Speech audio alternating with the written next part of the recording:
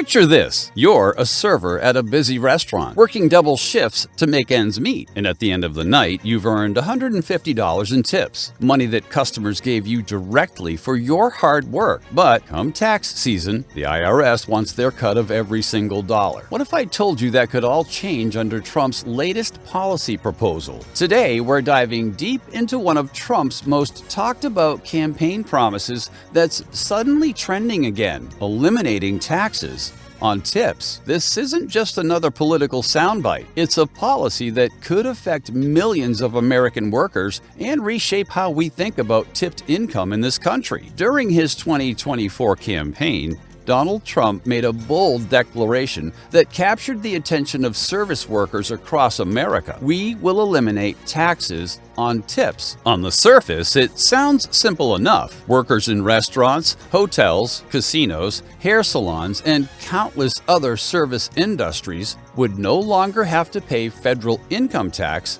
on their tip income. But here's where it gets interesting and complicated. Currently, tips are considered taxable income by the IRS, just like your regular wages. If you're a bartender making $30,000 a year in base pay plus $20,000 in tips, you're supposed to pay taxes on that full $50,000. The reality? Many tip earners don't report all their cash tips, creating a massive gray area in tax compliance. Trump's proposal would essentially make this gray area disappear by eliminating the obligation entirely. No more tracking every cash tip, no more complex calculations, no more anxiety about whether you've reported enough to avoid an audit. Let's talk numbers.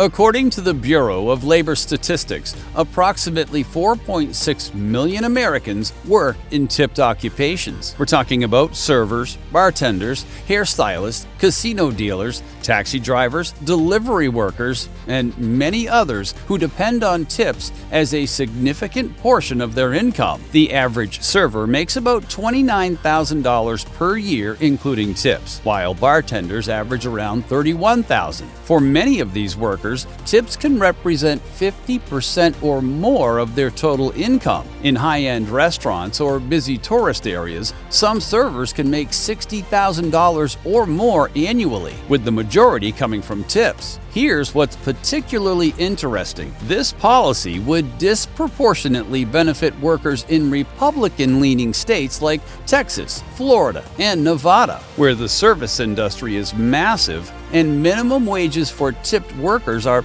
often lower. It's a clever political move that targets a specific demographic that could swing elections in key battleground states. Now, let's crunch some numbers. The Tax Foundation estimates that eliminating taxes on tips could cost the federal government between $15 and $20 billion annually in lost revenue. Now, that might sound like a lot, but in the context of a $6 trillion federal budget, it's actually a relatively small slice. For individual workers, the savings could be substantial. A server earning $40,000 annually with half coming from tips could save anywhere from $2,000 to $4,000 per year in federal taxes, depending on their tax bracket. For a family already struggling with inflation and rising costs, that's real money that could go toward rent, groceries, or paying down debt. But economists are divided on whether this is a good policy. Supporters argue that it's a targeted tax cut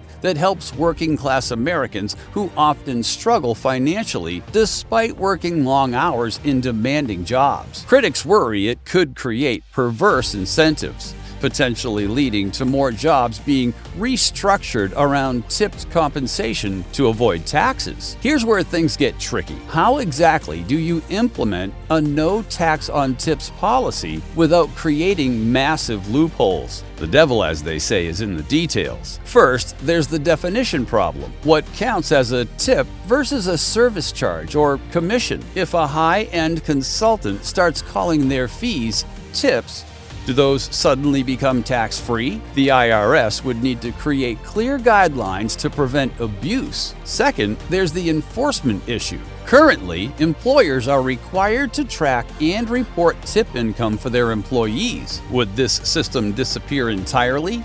Or would it need to be modified? What about credit card tips versus cash tips? Third, there's the Social Security and Medicare tax question. Trump's proposal typically refers to income taxes, but tips are also subject to payroll taxes that fund Social Security and Medicare. If those taxes remain, workers would still have to track and report tips for payroll purposes, somewhat defeating the simplification benefit. The timing of this proposal reveals Trump's political acumen. Service workers are often younger, more diverse, and traditionally less likely to vote Republican. By targeting a tax cut specifically at their income, Trump is making a direct appeal to a demographic that could be pivotal in swing states. Nevada, in particular, has a massive service industry centered around Las Vegas. Florida's tourism economy employs hundreds of thousands of tipped workers. Even traditionally blue states like New York and California have enormous service sectors that could be influenced by this policy. It's also worth noting that this promise emerged during a period of high inflation when service workers were particularly squeezed. Unlike stock market gains or corporate profits,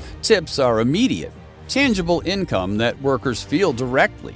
A policy that protects this income resonates on a visceral level. Critics of the no tax on tips proposal raise several valid concerns. Labor advocates worry that it could lead to a two-tiered wage system where more employees push workers into tipped positions to avoid paying higher base wages. If tip income becomes tax-free, there's an incentive to maximize tipped compensation while keeping base wages low. There is also the fairness argument. Why should a server's income be tax-free while a retail worker making the same amount pays full taxes? This could create resentment between different types of working-class jobs and undermine broader tax policy coherence. Budget hawks point out that any tax cut needs to be paid for somehow. Either other taxes need to increase, spending needs to decrease, or the deficit grows larger. In an era of mounting national debt, they argue,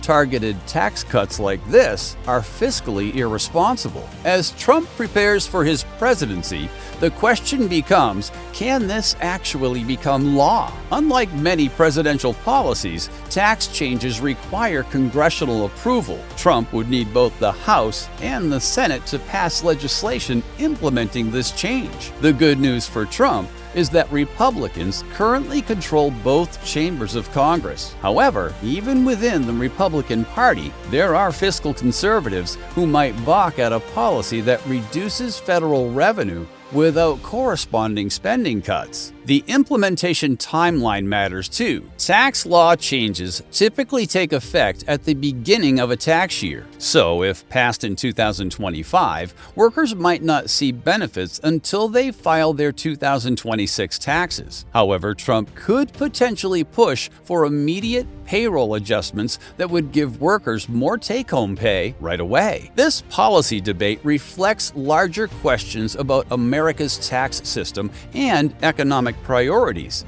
We're living through a time when wage growth has struggled to keep pace with inflation, when young workers face unprecedented costs for housing and education, and when traditional pathways to middle-class prosperity seem increasingly out of reach. The no tax on tips proposal is Trump's answer to these challenges, at least for one specific group of workers. It's populist economics in action, a simple, easily understood policy that puts more money directly into workers' pockets. Whether it's a good long-term economic policy is debatable. Whether it's effective politics is less so. By the time you're watching this video, Trump is already president, and this promise played a role in getting him there. The debate over taxing tips reflects something fundamental about American politics today: the gap between economic theory and economic reality for working people. For policy experts, eliminating taxes on tips might create inefficiencies